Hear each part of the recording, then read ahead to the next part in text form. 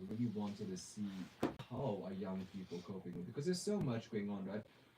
Obviously, a young person now would have their own requirements, their own needs, their own lifestyle. So it's got to pay for that. And obviously, a lot of parents say, well, after 18 or once you finish school, fend for yourself. I'm not going to do it anymore. You're no longer a child. So that's the reality. The other reality is young people want education, but sometimes they come from homes where there is no financial support for education.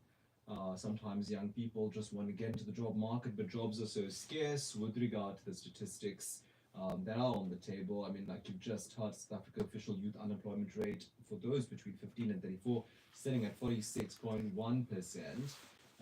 So how do young people, find jobs to sort of become economically active? So this is all the numbers on the table really that we want to unpack, and I've got so much more of them. I'm not going to bore you with an economics lesson by giving you statistic upon statistic that you possibly are not really going to understand in terms of its temerity.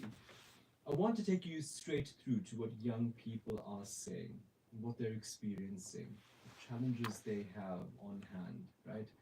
And as you know, with Newsweek Talk, we always want to canvass the views of young people who are facing tough economic times. And this is what they had to say to us. To consider the fact that from a young age, Yeah. girls are not taught the importance of financial literacy and the role that plays in setting you up for your future as much as boys are. And whilst being educated and building your career is very important, and how you're going This to is earn literally that what I money is got, very right? important. This But was what this was just the as pay. This is the important stuff they is even what sent is to it Yolanda, that but I you're don't going to do with understand that money why. once you make your money. For me personally, I Is that not just started for with Northern a Cape? part-time job when I Perhaps was it in could be. university. So throughout my studies, I worked part-time as a Yeah, promoter. I was going with And this. although it wasn't a lot of money, it was enough money for someone at my age at That's the fine. time with almost zero to no expenses. And what it did was it taught me how to manage my money and how to budget, and also, of course, how to appreciate money from the little that I was earning at the time. And that really set me up to value No, the it's money fine. that It's I good. make and So put yeah, all the work I put into it. Hi everyone, I'm Priyanka. I wanted to ask My you. first job paid me a stipend of 5,000 rand a month with minimal The expenses. economic I made sure I situation gets prioritized worse and worse, medication, Yolanda. taking How are care of you parents coping that with it as a needed it. business? I I mean, contributed in to terms of household your at the clients time. and It felt like seeing I money had come in. Is it hindsight coming to in? Yeah, it's but coming Yeah. in. It's a very niche crowd across all racial demographics of clients. A lot of people are starting from scratch, 500 Rand a month, happy to help them along. But they're bigger clients as well, looking to shield and take their money overseas. Yeah. Yeah, I think the pie is shrinking. We're all fighting for the piece of that same pie, and not everybody's I've been making doing it. so much of interviews this year. I mean, I've just done one now. This was more on the angle of men's mental health, Yeah. the financial pressure they face. Yeah. And the lady said to me was that you need to start treating your salary as a business, meaning every month you need to make a profit from your Profit, salary yeah. as opposed to a loss. Right.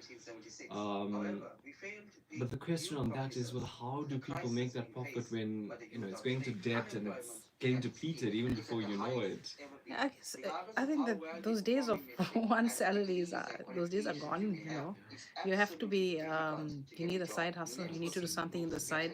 You got to kill the debt. I think because the debt you're working from a negative, bring yourself up to zero, which is no debt, and then from there, then you have platform to What is build. debt? I think I must do a talk show on that. What is debt? Because we use that word loosely sometimes. What is debt? I guess from a banking perspective, it's money on the screen or digits on the screen. It's not something you can feel, but it's the cost to borrow it. You don't have. So would your house be considered debt? I do know technically it is, but you have to live somewhere. You have to Yeah. drive a car. Is that really considered debt? Yeah, it's debt because depending on your payment period, you're going to pay 2, 3, 4 times the amount of the selling price. So yes, it's debt.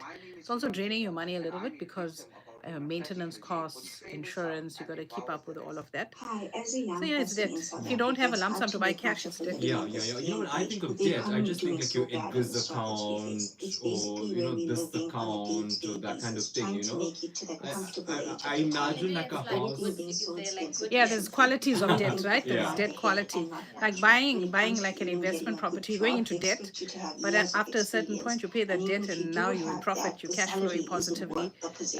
The the You property is question whether it appreciating, was you've got worth equity. all those So days it's, spent in I did a video on university debt or the qualities as years Yeah, well. and years yeah. So that you had to alcohol go is, through. Currently, right you now, buying in alcohol on our credit and all of that's a economy, the poor financial quality. status of what's Whereas going if you're on, borrowing it's to put not into an easy as a asset that's young going person to to get generate you ahead. money, that's Yeah. good debt. Financial stress Yeah. can be Because overwhelming, also the thing especially about for it young is like girls. if you look at it like sometimes you Things think are really I consider expensive. even your And life if you policy to have be debt, children your working RA in to the be debt and house, all then that, probably because it goes out sometimes of your not enough account, for Yeah, right? it does go because you don't see there's no tangible exchange, especially on policies. Yeah. I guess that's why people have that mental block on insurance. But it's something protective. You have to have it. You're protecting your family, your dependents. It's like you get different type of debt quality and different kinds of income quality as well. Mm. Needs that you have to see to is very, very stressful, and plan potential strategies on how to budget yourself and keep money aside for emergencies. You try to educate yourself on how you can spend better and wiser, and it's sometimes not enough. What did you think of those case studies we presented to you? I mean, it's a sad reality. You know, young people either waiting for opportunity or even they've got the opportunity, but just it's sort of a battle between David and Goliath, isn't it? Trying to make that salary last amid the challenges that do exist. So this is the situation that young people find themselves in, right? And like we've been telling you, there's just the numbers are particularly crazy for entry level young people between the ages of 15 to 24. But if you look at an older cohort slightly between 25 and 34, that unemployment rate sits at 41.7%. And I have to say that over the decade, the percentage of young people who found jobs dropped by 2.8% from 30.5% in 2014 to 27.7% in 2024. 2.8% less likely to find work in South Africa for that cohort. And that is definitely the tragedy of it all. Okay, let's begin the conversation. I do want to hear from you specifically if you're a young person. I'd like to know, how are you making ends meet as a young person in South Africa today? I do want to know all about that. But let's take the conversation forward now, and I'm joined in studio today by my guest who's going to help us navigate through it all, Yolanda Hariprasad from Solomon Wealth, and she's a financial expert over there. Yolanda, I thank you so much for your time, and I look forward to talking to you about this sad reality that we have. Welcome to the program. Thank you. Thanks for having me. Yeah, it's been a long time. Always happy that you make time for us. But today we focus on young people and this need to be economically active, but the inability to do so. I mean, what have you noticed about young people from an economy perspective? Noticed there's too much unemployment. I think also this frustrates them. They're very disillusioned. Yeah. Just printing the CV, sending it out, and not getting a response. They seem to be in a dark hole, Yeah. And it's affecting our young people. It's affecting our productivity in the country as well. And serious intervention is needed from the government side. Absolutely, most definitely. Well, we are going to check in with government to see what those interventions are, right? And hopefully we can get some sort of ideas to what those interventions are. You know, Yolanda, I've invited you onto the program, obviously, to talk to us about economics, right? Where the problem is, what the drivers are of the problem, and ultimately a solution. And I do know you work in the economic space, so you don't work in social services. But the reality is that when so many young South Africans, right, almost 50%, over 40% are unemployed, sitting at home, not doing anything, that's where a lot of social tragedy creeps in, isn't it? That's where the problems start. Yeah, I mean, young people have this energy, this creative energy. They need to fill that gap. And when they can't be productive, can't generate income, they unfortunately gonna cross over, do the wrong kind of thing, get into the wrong kind of trouble to try and fill that gap. Well, I mean, we know now the unemployment rate is so high, hovering, let's just say in a bracket between 40 and 50%, really. But what are some of the drivers keeping young people either unemployed or not economically active? Oh, so many, so Yeah. many. I think we are just talking about this. Is that the pie is shrinking in South Africa? That pie is shrinking, and we're all fighting for the same piece or a bigger piece of that shrinking pie. And the young people obviously left behind because they don't have the same kind of skill that the older folks have, Yeah. not necessarily the same qualification, and that's a problem that needs to be fixed from the top. I think on the ground, we have to look at the root causes. And for me, what I see, it's the quality of education. I mean, doing some research for this, a lot of reports where I think over 50-60% of South African grade fours can't read for understanding. And even worse statistic is about a high percentage, I think I have it here. Only 55% of grade six teachers are able to read at a level equivalent to grade four international standards. So it's a cycle.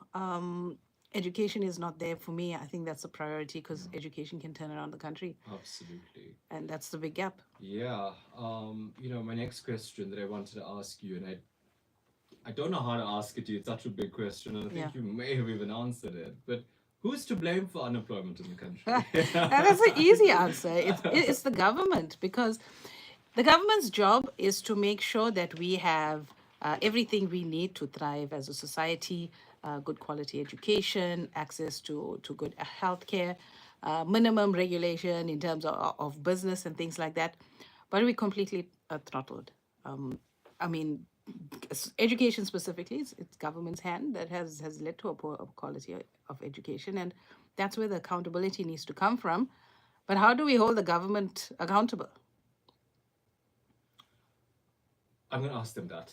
That's definitely a question I have for government just now when we do connect with them. But I want to know, I mean, government seems to think that education is on a better footing than it is. I mean, as we have it, specifically over the past decade, really, there's been gradual improvements in education that government tells us. From 2014 to 2023, youth attendance has rose, but do you think it rose enough? Because it's just 0.5%, so not even 1% of an increase in those attending school. And I think the major one has been that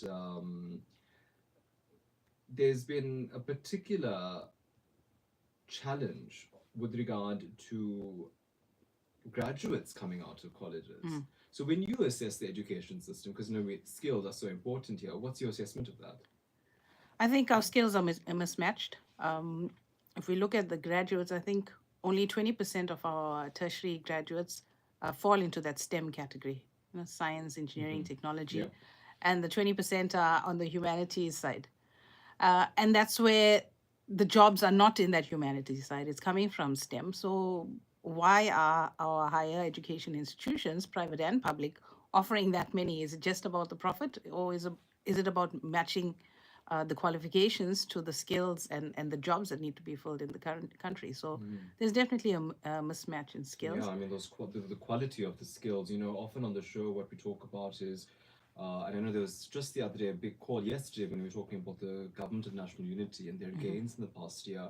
One of the big calls was that wasn't a time that the Basic Education Department increased pass rates to bring a higher level of education into the sector. And I think what we have is that the share of unemployed youth, right? Those without a matric qualification dropped by 10.3%. So it was 61% in 2014. It's now at 51%. So it means it's increasing, but you've got to question what's the quality of that matric pass rate, Right. to get them skilled for something better and bigger. Yeah. I think every year the government comes out, the Minister of Education comes out around, matric results time, and they come up with these flashy statistics. I see it as vanity statistics, because those statistics are there to say, okay, we're making improvements, but if those improvements can't be felt on the ground, where we're getting our young people in jobs, they're being innovative, being economically active, even if they can't get a job, then it doesn't translate. Those statistics mean nothing.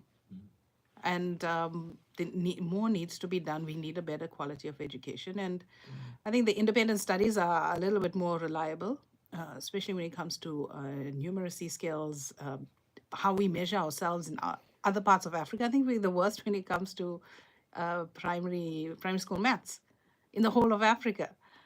So a lot needs to be done, and it's not just looking at those vanity metrics to show that okay, more kids are attending school, Yeah, a box matric is pass. ticked, Yeah, right? it, Yeah. it needs to have a more quantitative measure to say okay, we have so many people in school, and these are outcomes. Yeah. So many young people are in business. We've invested in so many young people's business. Each young person's business is employing 2 people. Those are the kind of tangible things that we can take from the education system Yeah. that to see that it's making a difference.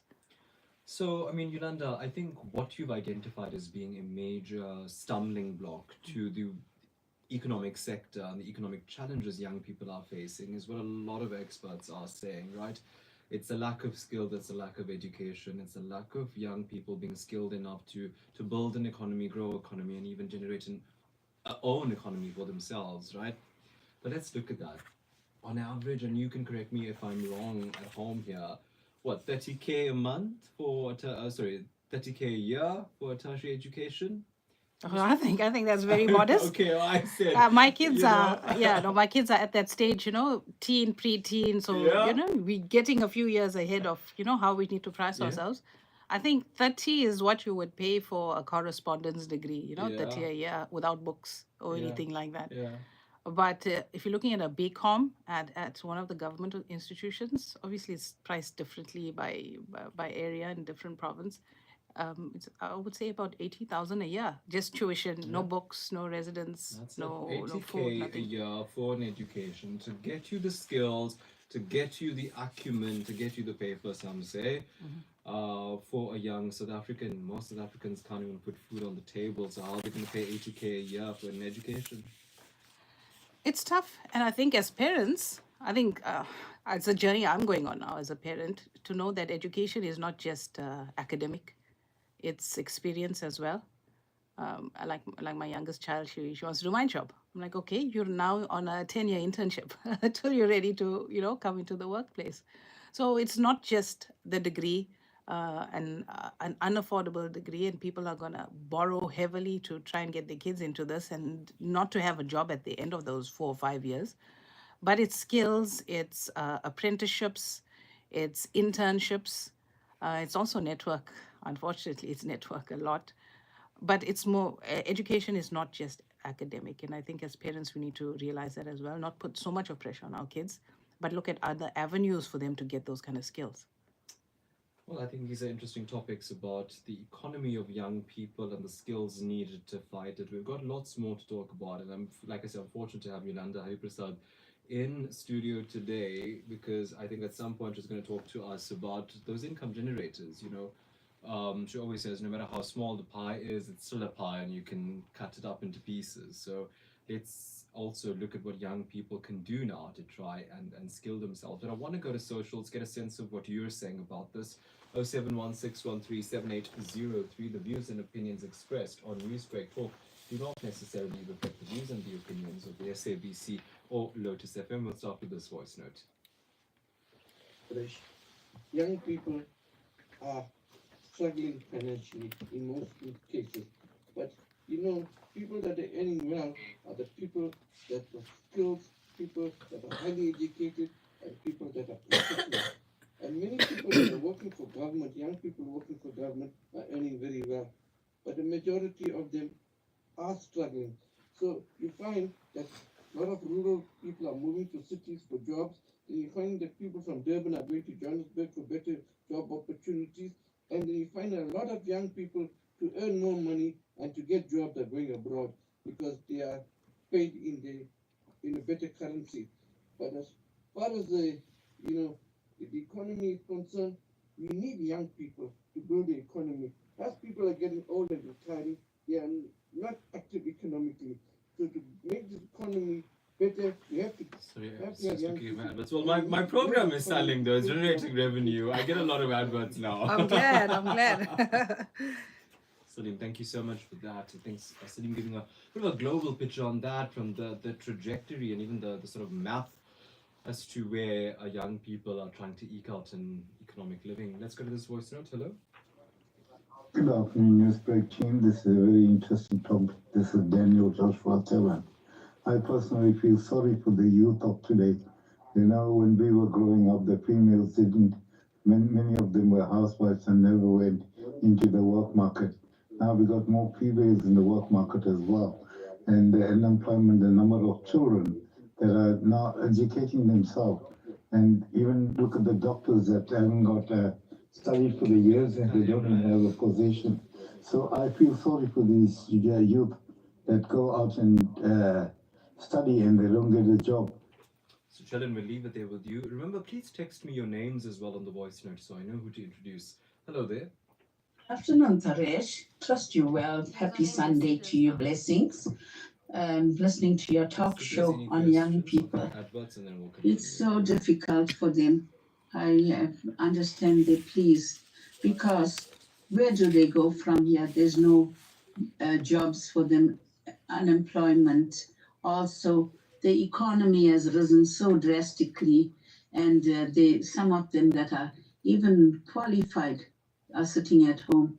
There's no job, no place, no vacancies, and it's difficult. Parents are struggling around, and I don't know. These children, they do get bitter, depressed, worried, and they tend to be rebellious and frustrated. God bless you, Anjani Reddy. Bitter and rebellious. That is a scary place to be, isn't it? When young people are so disillusioned that they become rebellious, the angry young man, as it were. Okay, when we come back, we're going to continue our conversation with Yolanda. You know what I'd like to know now as the conversation continues, and I will go through to more of your voice notes and texts, but, well, where is all of this leaving?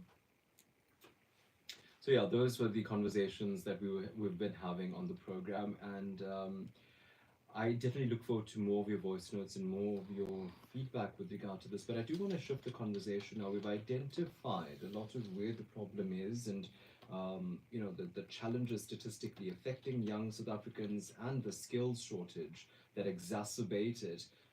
Where is that leaving the future of the economic life of young South Africans? And that's a big concern for me. So we'll talk about that when I come back. Stay tuned. A referral, problems with a mechanic, or unfair blacklisting. Clientele legal plans are affordable, and you receive up to 670,000 rands worth of legal services per year. We cover civil, criminal, and labor-related matters. Our legal team. I'll keep quiet. No, I'm ending it.